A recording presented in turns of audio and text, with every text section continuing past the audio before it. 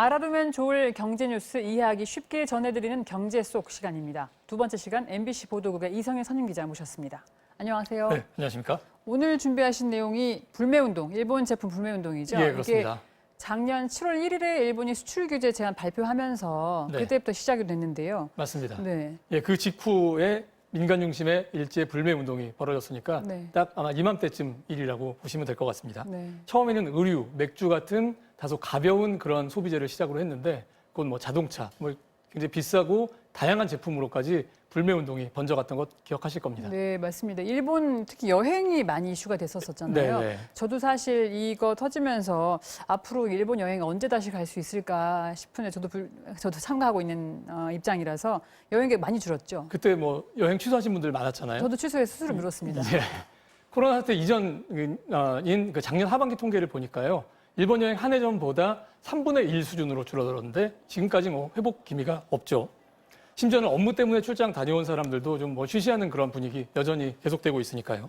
그러다 보니까 뭐 일본 노선에 주력했던 저가 항공사들이 코로나 사태 이전부터 경영 상황에 그 어려움을 겪는 이유가 되기도 했었습니다. 예. 1년이 지난 지금도 이제 불매운동 계속되고 있다는 소식 들었었는데 예. 특히 맥주나 의류 같은 소비재 사실 여행 같은 것보다는 공산품이 대체가 쉽잖아요. 네. 맥주나 그런 의류 같은 게 특히 크게 타격받고 있다고 들었습니다. 아마 가장 영향을 많이 받는 게 맥주가 아닐까 싶습니다. 네. 그 지난 10년 동안 국내 시장에서 일본 맥주가 한 번도 그 1위 자리를 내놓지 않았었는데요. 지난 4월 통계를 보니까 수입량이 1년 전보다 90% 가까이 줄어든 걸로 나옵니다. 뭐 개인적으로는 남은 10%, 한 달에 한 6억 원어치 정도 되는데 이걸 누가 먹었는지 궁금할 정도로 이 생활에서 자취를 감춘 느낌이잖아요.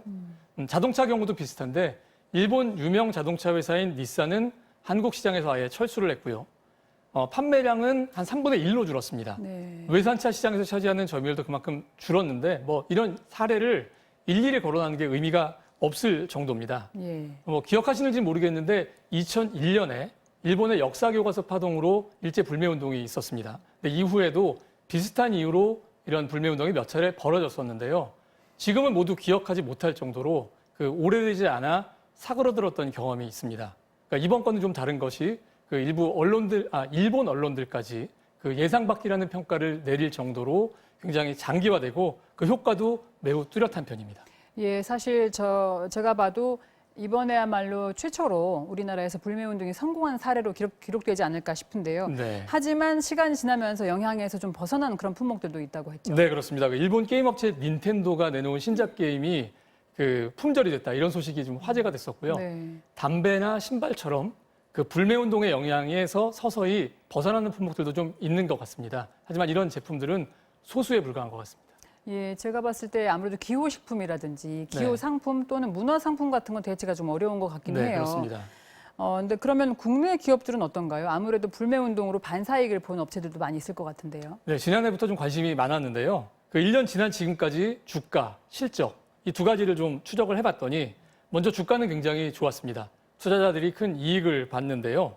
맥주 만드는 하이트진로 또 문구류 만드는 모나미는 주가가 1년 새 한 2배 정도 올랐고요. 저가 의류 제조회사인 신성통상이라는 회사도 50% 정도 넘게 올랐습니다. 그 실적은 근데 그보다는 좀 못 미쳤던 것 같고요. 기업들이 애국심 마케팅 활용한 그런 일들도 많이 했는데 매출 기준으로는 한 20-30%씩 늘어났는데 그친 거죠. 그 일본 자동차 자리를 유럽산 자동차가 차지했던 것처럼 아마 다른 제품들도 외국산 제품들이 일본 제품의 자리를 대신 차지했기 때문으로 분석이 됩니다. 사실 국내 불매운동을 촉발시키는 계기가 됐던 결정적인 게 반도체 만드는 데 필요한 부품을 수출하지 않겠다. 네, 아까 말씀하신 7월 1일 조치죠. 네, 네, 예. 그 발표였는데 그 결과는 어떻게 해석을 해야 될까요? 지금 이 시점에서? 한마디로 뭐 일본 정부가 체면을 구긴 거고요. 한국 반도체 산업 강하다는 사실을 좀 굳이 확인시켜준 그런 꼴이 됐습니다. 그 수출 규제는 불매 운동과는 정반대로 일본 제품 안 팔겠다 이런 거거든요. 이런 생각의 저변에는 일본 제품이 최고다. 또 그리고 이 제품을 가져다 쓰지 않고서는 그 반도체를 만들 수 없을 것이다라는 전제가 깔려 있는 겁니다. 그런데 그래서 한국의 최대 산업인 반도체 생산에 큰 타격을 줄 수 있을 것이라고 기대를 했던 건데요. 실제로는 정반대의 상황이 벌어진 겁니다. 일본 업체들이 이거 수출 못하면 우리가 먼저 죽는다. 이러면서 정부 조치에 반기를 들었고요. 결국 국내에서 수출 규제가 유야무야 되는 계기가 만들어진 거죠. 결론적으로 보면 한국 반도체 산업의 경쟁력을 얕본 그 일본 아베 총리가 큰 오판을 한 셈이 됐고요. 또 일본의 소재 회사들은 여전히 세계 최고 수준의 기술을 갖고 있는데도 회사 존립의 위협을 받는 의문의 일패를 당한 셈이 됐습니다. 예.